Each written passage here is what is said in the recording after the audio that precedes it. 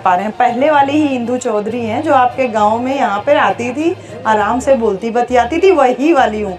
इतना माला पहना रहे थे, कौन जरूरत, इसी मारे नेता लोगों का दिमाग खराब हो जाता। हमको वजह समझ में आ रही है। इसे पहले बोले विधानसभा अध्यक्ष जी को कि एक पहना ले भैया, कौनो सुरखा के पर नहीं लग गए हमको। आपकी बेटी हूँ मैं, आपकी बहन हूँ, जैसे पहले आती थी गांव गांव में वैसे अभी आ रही हूँ, आगे भी आती रहूंगी। हाँ ये है कि स्पेशल हो गई हूँ कि बहन जी ने बड़ी जिम्मेदारी हमको दे दी है, तो कुछ काम तो करना है ही है, लेकिन हूँ आपके बीच की ही और हमेशा वैसी ही रहूंगी। अभी जितने लोग पहले कार्यक्रम में दिखते थे अभी सब भौकाल झाड़ रहे हैं, मैं फलाना अध्यक्ष, मैं फलाना अध्यक्ष। अरे भैया हम लोग सब एक दूसरे के कार्यकर्ता ही हैं। ठीक, हमारी नेता केवल हमारी माननीय बहन जी हैं।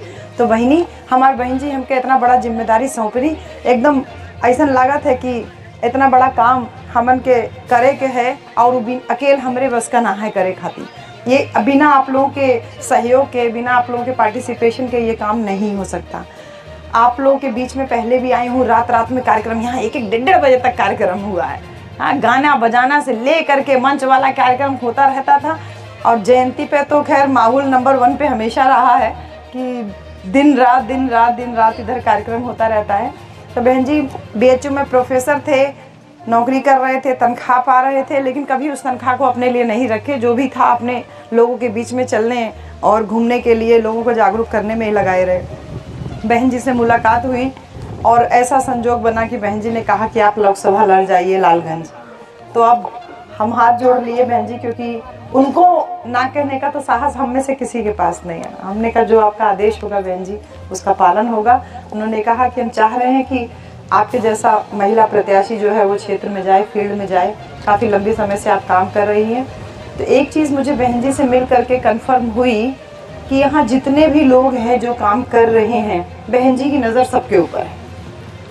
क्योंकि इस IT के दौर में, सूचना प्रौद्योगिकी के दौर में कोई भी चीज़ छुपी नहीं रह सकती बहन जी।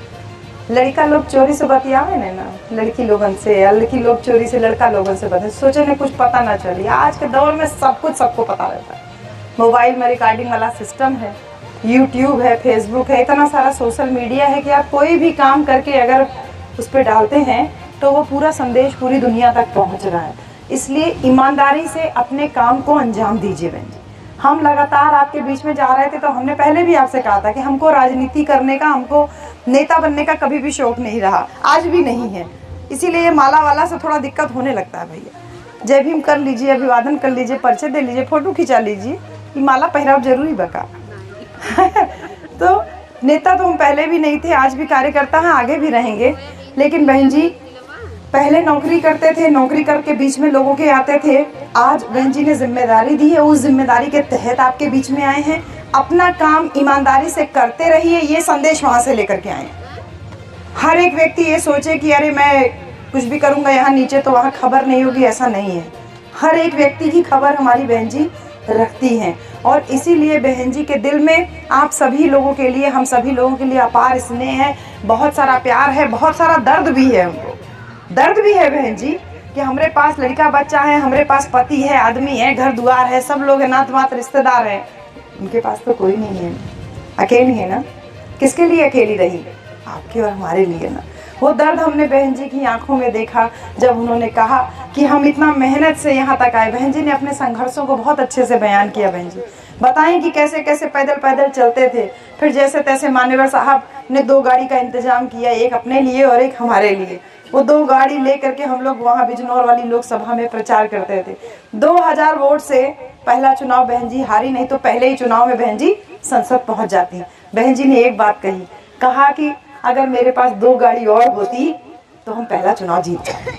कितनी छोटी सी बात लग रही है ना, खाली 2 गाड़ी, कितने उससे मतलब जो बहन जी ने भोलेपन से कहा ना, सिर्फ 2 गाड़ी और होती तो हम संसद पहुंच जाते। आज हमारे समाज के पास में हजारों की संख्या में गाड़ी है, एक एक आदमी के पास 2-2, 3-3 गाड़ी है। मोटरसाइकिल का तो कोई हिसाब ही नहीं है। साइकिल पे तो लड़के बच्चे कम ही चलना पसंद करते हैं, जो बूढ़ पुरानिया हो गया वही साइकिल लेके आजकल सड़क पे दिखाई देते हैं। आज साधन संसाधन की कोई कमी नहीं है, लेकिन बहन जी का संघर्ष लोगों को नहीं दिखता। वो यहाँ तक पहुँच गई है, वो सबको दिखाई देता है। और पीछे बैठ करके उनके बारे में उल्टा सीधा बोलना हम सब लोगों को सुनाई भी देता है, दिखाई भी देता है, और उल्टा सीधा बात भी करने भी लगते हैं हमारे सारे लोग। तो हम भी उससे अछूते नहीं थे। हम भी अछूते नहीं थे, हमारे भी दिमाग में बहुत सारी भ्रांति थी, लेकिन हम बहन जी से मिल करके एकदम साफ हो गए, क्योंकि बहन जी एकदम 24 कैरेट गोल्ड है बहन जी, एकदम प्योर, जिसको कहते हैं ना 24 कैरेट गोल्ड है बहन जी, एकदम वो हीरा जो खाली अपनी चमक से समाज को जागृत कर रहा है, समाज को जगमग कर रहा है, और जिसने अपने लिए कुछ भी नहीं रखा बहन जी। बहन जी ने बुला के जिम्मेदारी दी बिना कोई लेन देन की बात किए हुए, बल्कि मेरे सामने उन्होंने बोला कि ये कोऑर्डिनेटर लोगों ने आपसे कुछ पैसा ऐसा तो नहीं मांगा। अब बताइए, मेरे सामने अगर बहन जी ये पूछेंगी तो मेरे दिल पे वो सारी बातें तो खत्म हो जाती है ना, जो हम बाहर समाज में सुनते रहते थे। अब मैं आपके लिए सामने प्रत्यक्ष गवाह हूँ। सभी सेक्टर के अध्यक्ष जो लोग पुराने लोग हैं, आप लोग जैसे फेकू राम जी, एक नाम याद हुआ हमको, हाँ नाम इतना अच्छा है कि वो नाम किसी को भी याद हो जाएगा। फेकू राम से इंदु चौधरी तक का सफर है ये भैया, क्योंकि ये सांसदी का केवल चुनाव नहीं है, ये एक बड़े संगठन के एक बड़े बदलाव का भी चुनाव है, जिसकी नींव में फेकू राम है। हम लोग तो टहनियां हैं, पत्ते हैं, फूल हैं, उसकी जड़ में फेकू राम जी, रतन लाल जी, तमाम नाम आप लोग ले रहे थे, अपना अपना नाम बता रहे थे। सबका नाम तो मैं नहीं ले सकती, लेकिन एक नाम बड़ा यूनिक सा है, इसलिए उस नाम को जरूर दे रही हूँ। हाँ, तो उसकी जड़ में आप लोगों का संघर्ष है, और वो संघर्ष हमने बहन जी की आंखों में देखा। इसलिए मेरे प्यारे भाइयों, सभी लोग इस बात को ध्यान रखिए कि जो लोग भी उल्टी सीधी बातें बाहर समाज में करते हैं, आप मेरा नाम लेके उनसे लड़ झगड़ सकते हैं कि हम तो काम कर रहे थे ना, हमको तो यही लगता था कि मेरे जैसे हजारों लाखों लोग जो बहन जी के लिए अपनी जान भी दे सकते हैं, हम भी देने के लिए तैयार हैं। बहन जी ने यही बात कही कि आप लोकसभा लड़िए और जीत करके आइए, क्योंकि लोग यहाँ आते हैं, उन्होंने संघर्ष को नहीं देखा, आए यहाँ प्रत्याशी बने, जीते, और जीतने के बाद धोखा देके चले गए।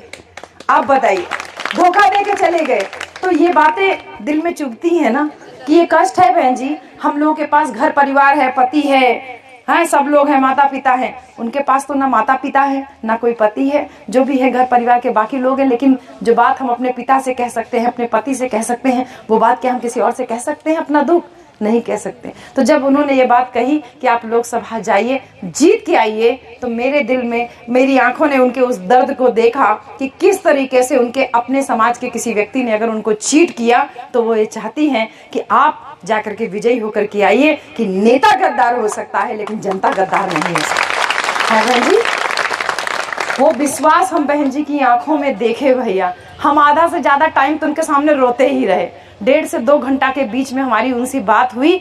हम आधे से ज्यादा टाइम बहन जी, हमारा आंसू नहीं रुक रहा था कि हमारी बहन जी बोल रही। पहले तो हम यही कहें बहन जी, हमको तो यकीन ही नहीं हो रहा है कि हमारे सामने हमारी जो साक्षात देवी है, जो साक्षात महापुरुष है जिंदा, हम उसको देख पा रहे हैं, क्योंकि इनको हमने नहीं देखा, लेकिन उनको तो हम देख रहे हैं ना। और हर महापुरुष का ये इतिहास रहा है कि बहुजन समाज अपने महापुरुष को जीते जी नहीं जान पाया है, उसके जाने के बाद ही उसको समझ पाया है। लेकिन मैं गवाह हूं इस बात की कि उस साक्षात महापुरुष को मैं देख करके आई हूँ, उसके संघर्षों को महसूस करके आई हूँ, क्योंकि 1-1.5 घंटे में जो बातें यहाँ तक पहुंची है ना, वो कनेक्शन में आप लोगों से कनेक्ट करने के लिए ये लालगंज लोकसभा से आई हूँ बहन जी, भाई लोग। तो इस बात को बहन जी ध्यान रखिए कि जो धोखा नेता लोगों ने उनको दिया, उस धोखे का मलहम लालगंज लोकसभा सीट अगर जीत करके हम तोहफे के रूप में बहन जी को दे दें, तो इस लालगंज सीट पे एक बहुत बड़ा काम बहन जी के लिए हो पाएगा। शायद आपको भैया लालगंज, आपको शायद नहीं पता, इसी लालगंज से हमने 2012 में या 13 में पहला कैडर कैंप किया था यहाँ पवनी कला में, लालगंज में पवनी कला गांव में एक इंटर कॉलेज के टीचर थे, उन्होंने अपने गांव में पहली बार कार्यक्रम लिया था। तब वही बीएचयू में मुझे 4-5 साल नौकरी करते हुए हुआ था।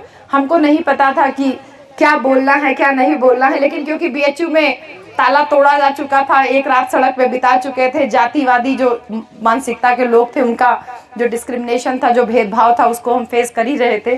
तो वो सब कुछ झेले थे बीएचयू में। इसलिए जब वहां पहुंचे तो अपना संघर्ष बताए कि देखिए बीएचयू में ऐसा ऐसा हुआ, लेकिन बाबा साहब का संविधान था मेरे साथ में, इसलिए हम बहुत मजबूती के साथ, दमदारी के साथ बीएचयू में आज भी खड़े हुए हैं। तो वो पहली छोटी छोटी बातें जो गांव में लोगों के बीच में की, तो 2012 से आज 2024 है, ये भी लालगंज है, वो भी लालगंज ही था। तो सामाजिक पारी की शुरुआत भी लालगंज से किए और राजनीतिक पारी की शुरुआत भी आप सबके सहयोग से यही लालगंज से कर रहे हैं। बहन जी, एक बड़ा तोहफा होगा अगर हम ये लालगंज सीट उनको, बहन जी को उनकी झोली में डालते हैं जीतने के बाद। तो बहन जी ने तमाम बातें कही कि आप लोग के, हम लोगों के भी दिमाग में वो सारी बातें रहती थी कि ये जो रुपए पैसे की तमाम तरीके की बातें होती हैं। आज स्टेट बैंक जो कि भारत का सबसे बड़ा बैंक है, उसने अपनी लिस्ट जारी की है बहन जी कि किसके खाते में कितना पैसा पहुंचा। तो ये पता चल रहा है कि जो वर्तमान सरकार है उसके खाते में ये जो अंबानी अडानी जैसे जो बड़े बड़े पूंजीपति लोग हैं, उनके खाते से हमारी वर्तमान जो सरकार है उसकी जो पार्टी है उनको झुआ झुआ भर के बहन जी लाखों करोड़ रुपया जो है उनके खाते में इलेक्टोरल बॉन्ड के नाम पे आया। इलेक्टोरल बॉन्ड का मतलब होता है बहन जी चुनावी पत्र। चुनावी पत्र सरकार ने अपनी सेफ्टी के लिए बनाया था, अपनी सुरक्षा के लिए बनाया था कि इलेक्टोरल बॉन्ड के माध्यम से पूंजीपतियों से चंदा ले लो। तो जब चंदा लेंगे आप तो उनकी बात भी तो माननी पड़ेगी। तो बहन जी ने ये बात कही कि देखिए हमने कभी भी किसी भी चुनावी चंदा किसी भी ऐसे पूंजीपति से नहीं लिया। ये शब्द हैं बहन जी के। बहन जी ने ये एकदम लिटरल ये वर्ड थे, शब्द थे जो उन्होंने कहा कि अगर किसी का सहारा लेंगे तो उसका इशारा भी मानना पड़ेगा। ये बहन जी के शब्द थे। इतना कह के बहन जी ने अपनी बहुत सारी बातों को व्यक्त कर दिया कि अगर केहू से बहनी 2000 रुपया लेव तो केहू कही कि चला कटिया करा तो बतिया माने पड़ी ना कि 2000 रुपया चुकता करे लायक कहिया हो, चला यही मारे वही बहाने जौन ये कि चुकता हो जाए। तो जौन लाखों करोड़ों रुपया का जिसका हम लोग गिनती में जीरो भी नहीं लगा पाएंगे, इतना चंदा ये सरकारें लेती हैं, तो वो काम किसके लिए करेंगी?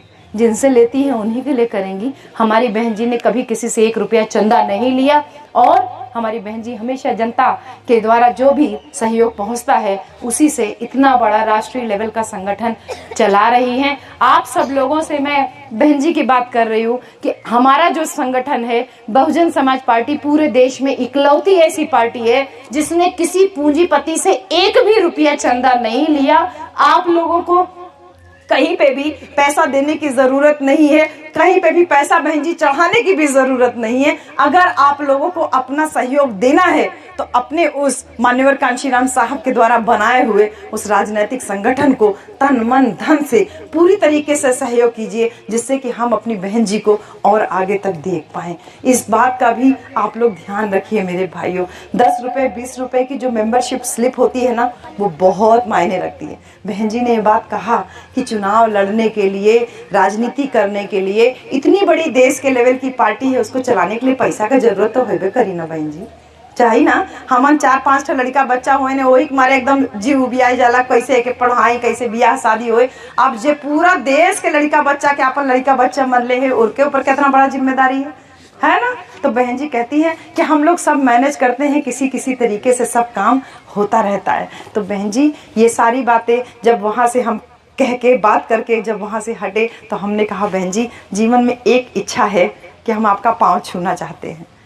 तो बहन जी हंसने लगी और हम जब उनका पाँव छूने आए तो जैसे मैडम बैठी हैं ऐसे ही है, हम ऐसे आए और जैसे बहन जी के लिए झुके, उन्होंने ऐसे हाथ लगा लिया टेबल पे कि बेटा बचना, कहीं सर चोट ना लग जाए। अब आप बताइए, इतनी बड़ी राजनेता है, इतना छोटी सी बात का ख्याल रखिए कि ऐसे हम लोग 4 लोग गए थे, हम गए थे, हमारे पति गए थे, हमारी छोटी बहन और बहनोई गए थे। हम चारों लोग जब बारी बारी से पैर छूने के लिए झुके तो उन्होंने हर बार टेबल पे ऐसे हाथ लगा लिया। हमारी आंखों से इतना आंसू निकला कि इतना प्यार, इतनी ममता तो किसी माँ के ही दिल में हो सकती है। हम कहते जरूर उनको बहन जी हैं, लेकिन वो हमारी माँ से भी बढ़ करके वो हमारे लिए। तो बहन जी ने जब कहा कि संभाल करके, तो ये लगा कि इतना स्नेह कर रही हैं, इतना प्यार कर रही हैं और कहे कि जाके जीत करके आइएगा। जब दूसरी बार उन्होंने कहा कि जीत करके आइएगा तो हम उनका दर्द महसूस किए कि हमको जीत करके ही यहाँ से आना है। हमको ये बात वहाँ पे जो है बहन जी को तोहफे के रूप में ये लालगंज सीट को देना है। और साथ ही साथ वो दर्द भी महसूस किए कि क्यों गद्दार हम हो जा रहे हैं, क्यों नहीं हम गांव-गांव का जो कैडर पहले चलता था, क्यों नहीं हम उसके माध्यम से लोगों से कनेक्ट कर पा रहे हैं। वो सारी बातें होती रही वार्तालाप में और जब विदा लिए तो यही कहे बहन जी कि आज यहाँ खड़े हैं और ज़िंदगी भर इसी यहीं पे ही खड़े रह जाएंगे। आपका आदेश होगा तो कभी हम करवट भी नहीं ऐसे बदलेंगे। दर से दर बदर हो जाना तो बहुत दूर की बात है। मर जाएंगे आपके यही चौखट पे, जान भी चली जाए तो भी कोई बात नहीं, लेकिन अपना पूरा सर्वस्व जो है न्यौछावर कर देंगे। केवल आपका ये जो है आशीर्वाद बना रहे। बहन जी जब वो मुस्कुराई, फ़ोटो खिंचाई, कहे बहन जी एक इच्छा और है कि आपके साथ फ़ोटो हो जाए। तो कहने अच्छा आओ आओ खिंचा लो, तुम लोग बाद में लगाने उगाने के लिए चाहिए होता है। इतना निर्मल भाव से बहन जी बात कर रही थी कि हमको ये लगा कि हमारे देश के हर एक व्यक्ति को एक बार बहन जी से ज़रूर मिलना चाहिए। हम सब लोगों को एक बार जरूर मिलना चाहिए। बोले आओ आओ आओ, इतने प्यार से स्नेह से पहले कंधे पे हाथ रखी, फिर सर पे हाथ रखी और कहीं कि जाइए और जा करके जीत करके आइए। तो भैया हम आज आपसे कोई वैसा चुनावी वादा नहीं कर रहे हैं, लेकिन अपनी नेता का संदेश ले करके आपके बीच में आए हैं कि हमारी नेता अगर मजबूत होगी बहन जी तो हम लोग भी मजबूत होंगे। सरकार ने इतना पैसा लिया पूंजीपतियों से और फिर इधर गांव देहात में आप लोगों के बीच में 5-5 किलो राशन आपके खाते में, आपके घरों में पहुंच रहा है। 60 किलो राशन सालाना और 6,000 रुपया आप लोगों को सुरती तंबाकू भर का भी आ रहा है खाते में, है बहन जी। 6,000 रुपया और 60 किलो राशन के बदले में सरकार आपसे कह रही है कि वोट दीजिए। और तमाम हमारे लोग भी भूले भटके हो गए, बरगला दिए गए। वो कह रहे हैं चला कुछ तो मिलत है, तन की खाए के तो मिलत है। अरे मेरे भाई जे ई कहत है कि हमके खाए के तो मिलत है, तो तन की बुद्धि लगा के सोचिया कि 5 किलो राशन यानी 60 किलो राशन के बदले में अरहर के दाल हमरे घर में से खाने में से गायब हो गई। काहे के 180 रुपया 190 रुपया किलो चलत है। हाँ, 60 किलो राशन के बदले में 200 रुपया किलो अरहर का दाल खरीदने के लिए हम मजबूर हैं। हाँ, और दूसरी तरफ जो 50-60 रुपया किलो सरसों का तेल मिलता था, वो सरसों का तेल भी आज करीब 200 रुपया लीटर पहुंच गया। 160, 170, 180। 60 किलो राशन की कीमत क्या है? 200 रुपया किलो अरहर की दाल। 60 किलो राशन की कीमत क्या है? 200 रुपया लीटर सरसों का तेल, 100 रुपया लीटर पेट्रोल, है बहन जी। और जो आप लोगों के गांव-गांव में अब तो बिजली का कनेक्शन पहुंच गया है, वो बिजली के कनेक्शन का बिल कितना तेजी से भाग रहा है। गांव-गांव में हम लोग पहुंच रहे हैं, लोग कह रहे हैं बहनी हमारे घर खाली 2 बल्ब जलाला, हमार बिल आए 1 लाख रुपया, क्यों कहते हमारे 25,000 रुपया, क्यों कहते हमारे 10,000 रुपया। अब बताओ 60 किलो राशन की कीमत बिजली का बिल है। हाँ, जेकर घर खाली 2 बल्ब जलत है तो इतना पैसा कैसे लेके आई? जाने किस तरीके से आधार से जोड़ करके आपके बिजली के कनेक्शन को इतना महंगा कर दिया गया। आम आदमी खाने के लिए मोहताज है। हम खुद जब अरहर का दाल खरीदने जाते हैं, दुकानदार जिसके यहाँ से लेते हैं वो भी महिला है, वो हमसे कहे भैया आज का क्या रेट है? बोलेगी 190। हम कहे अरे बाप रे बाप, तब 1 किलो दो, 1 ही किलो दो। तो कह रही अरे मैडम जी अगर आप ऐसे 1 किलो खरीदिए तो हमन का करब? हम कहे भैया तोरे और हमें ढेर फर्क ना बा, ठीक है। ये बात अलग है कि हम नौकरी करत हैं, लेकिन हम 1 किलो खरीद रहे हैं, नौकरी कर रहे हैं, और जो नौकरी नहीं कर रहा है वो पौवा भर खरीद के लेके जा रहा है। फर्क सिर्फ इतना है, लेकिन दाल महंगी हमारे लिए भी है। तो ये सारा जो भ्रम फैलाया जा रहा है चारों तरफ कि हाई देते हैं, आबादी का मकान देते हैं, शौचालय देते हैं, ये देते हैं, वो देते हैं, तो ये बात जानला कि हम सरकारी नौकरी में हैं, बीएचयू में हम प्रोफेसर हैं। नौकरी में जो हमारे तनख्वाह मिलती है, उस तनख्वाह में से हमको टैक्स देना पड़ता है। उस टैक्स के पैसे से ये सारी सरकारी योजनाएं गांव देहात में चल रही है। मेरे सभी सम्मानित सेक्टर अध्यक्षों, आप सबकी ये जिम्मेदारी है कि जो भी गांव, आपके 8-10 गांव एक सेक्टर में जो हैं, उन तक ये बातें जरूर पहुंचाइए कि ये सरकारी योजना का लाभ कोई भी सरकार रहे उसमें चलता रहता है। क्योंकि खाद्यान्न योजना का एक कोटे